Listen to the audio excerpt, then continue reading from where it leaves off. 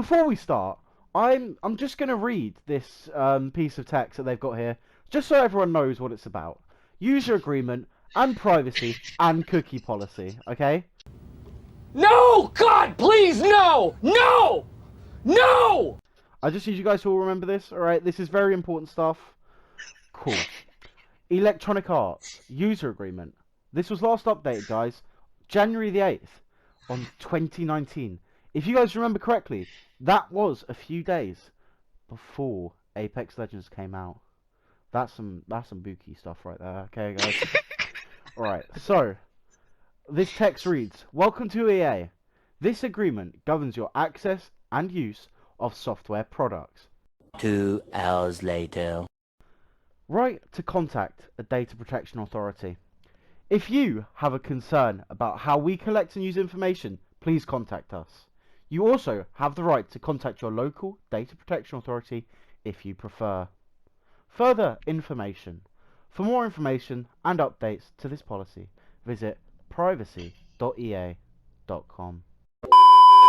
Alright guys, now let's get into the actual video, shall we? Shush! Let the professionals do the talking. You've done enough, my guy. Anyways, I'm Mary's Ghost and I'm your host for today's gameplay. Apex Legends, the world's best game ever. Not gonna lie, I was having some cracked-ass aim, some cracked-ass movements, but that should not matter. So let's get into the real topic of business and get down to the dirty work, the real insights of this game, and let's show you some insane ways to get your aim better, because these sayings that we're gonna about show you is next level, legacy, invincible. Maybe Cxsmics and Cynex might disagree with me, but these sayings are what make Apex Legends Apex Legends, and that's why you guys have to try to follow them. I cannot stress enough, these settings are crucial. Maybe your sensitivity and other stuff like that aren't crucial to follow along with, but making sure that you turn off vibrations and doing the right stuff to make your aim even better, like turning your field of view up, or turning freaking shaky thing to minimal, or working out the best burn layouts for you personally to make it unique for yourself, because there's some insane burn layouts out there that help you have better aim. For example, Cxsmics. His is insane. I've never seen that before. I've seen like L1 R1 to shoot, but to have such a weird L1 for jump, circle to crouch, I've never actually seen that before, and that's actually insane, which you'll be able to see in a minute, because it's crazy compared to mine and Cynex's. And if you don't believe us, just check out our streams. We're always grinding, so you can't miss us. We're always live. One thing these sayings do for you is not just to improve your aim, but it also improves your movement. This is really essential for a game like this, especially because the whole fight is about your movement and your aim at the same time. So if you don't have movement, your aim is useless when they're beaming you back, and it can get really rough out there. So movement is very key. We'll probably put a training video out next where we'll show you what to do in game and what to do to use these sayings even better, because just knowing these sayings won't help you unless you know how to use them properly. But I'm not gonna bore you anymore with my talking. It's been pure waffle, and it's been great knowing you guys, but I'm gonna have to hand over to Cynex and Cxsmics to talk about their sayings before I talk about mine. I'm guessing they're gonna be talking a lot about their sayings, so I won't have time for mine, but I'll try to give as much detail as possible in my sayings as well, as much as they have as well. Peace out, guys. Okay, so as you can see, impact prompt style. You know, we got that on the default. I don't know what the other version does, but you know. Alright, button hints. I mean, you can turn these off and on. It doesn't make a difference to me. It's your choice. Crosshair damage feedback. Alright, so we've got the three. We've got off, we've got X, and we've got X with a shield icon. Now, personally, I like to use X with a shield icon, because then I can tell when I'm hitting a kid for their whites or for their armor, you know? Just so it's helpful. So you've got... Next is the damage numbers, right? Now, you can obviously have it off. No damage numbers on. But for me, having that call out is truly quintessential to communication in your team, okay? So that is why I don't put it on stacking, I don't put it on floating, I put it on both. Because that is just where it's key, and I can see it. It shows me all the damage I've done, and I can just quickly call it out. Alright, the rest of this stuff doesn't matter, let's just move on to my actual controls.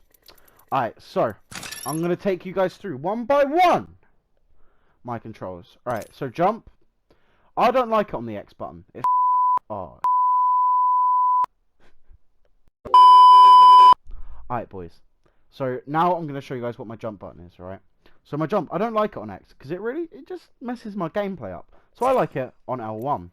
My crouch, obviously, that goes on circle, because who doesn't have it on circle? Cynex. And you know, she's really bad at the game. Okay. Anyway, so then we've got the reload, the pickup, and the interact button, which obviously, obviously it goes on square. Like, come on. There's nowhere else it can go, really. Cycle weapons and holster them. So that's basically just your weapon swap, right? We hit that on the triangle because that is just where it feels perfect, alright? ADS, obviously that goes on L2. If you have it on L1, don't talk to me. Alright, so attack, that is on R2. Conveniently located because R. Anyway, so my tactical ability, that doesn't go on X because that's where I used to have it, but it kind of messes with the gameplay a bit. So I like it on the R1. And then we got our ping wheel, right? Ping in, ping wheel, it's absolutely a part of this game's core mechanics, and it makes it so good. And certain people, Cynex Jr., don't like using them properly, okay? Alright, but I like them where usually people would have their melee button on the right joystick. But I feel like it just... Oh, I flicked it off. I just feel like it gives me such a balance between when I see someone, I'm able to ping them straight away. Alright. Now we've got our sprint, alright? And sprint, goddamn, what an essential thing, alright?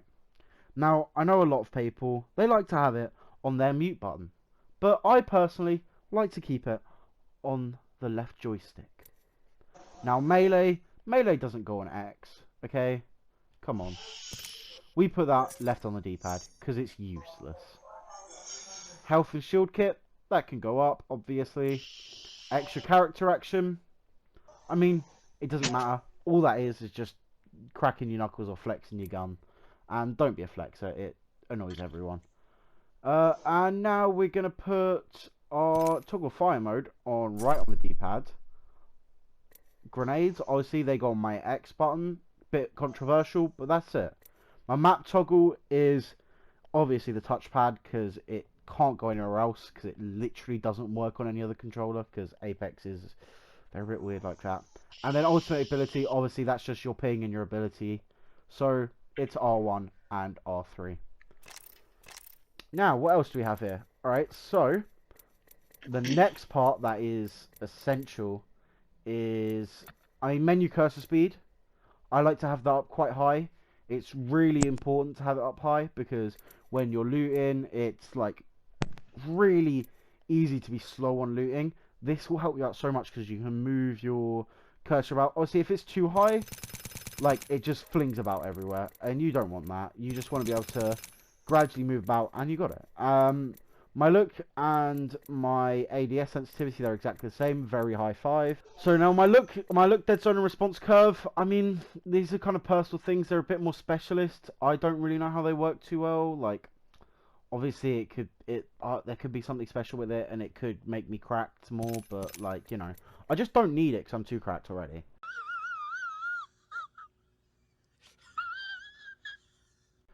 I can think of a few people who might need Ares Raz and Ares Ghost, but we move. Movement dead zone, obviously small. You don't want to be having to pull your controller out all the way. That is scary. Inverted look. Why on earth would you put that on? Like, come on, guys. Advanced look controls. Obviously, it gives you all this stuff, but just turn it off. No one cares. So my brightness up all the way. Obviously. We need to be able to see people in the dark and stuff. For my FOV, I've got it on 104 because, like, that it just makes it. It's such a nice balance of being able to see things, and you notice the difference instantly when your FOV changes, guys. All right.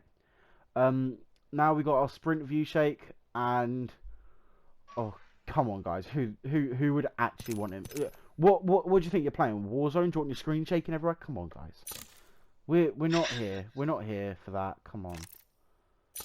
What change? I didn't change anything. Okay, thank you. Yo, what is going on, guys? Cynex here, and I'm part of the Aries competitive Apex team. And right now, I'm just going to be showing you what kind of settings I use when I play competitive or just regular pubs. Now, let's jump straight into it. My gameplay, everything is basically the same. I haven't done much, and I haven't touched much over on this section. The only thing that I have changed is my damage numbers. Now, this is essential for me personally because when I'm shooting someone, all my damage just stacks, so I don't have to do the maths in my head.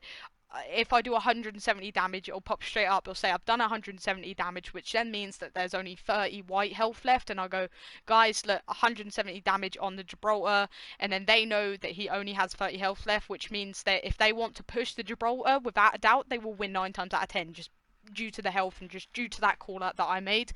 The controller, now going to my button layout, there is literally nothing changed here. It is customized. This is just when I want to change a few things down the line, just try to help me out a little bit more. I have crouch as my R and then melee as my circle.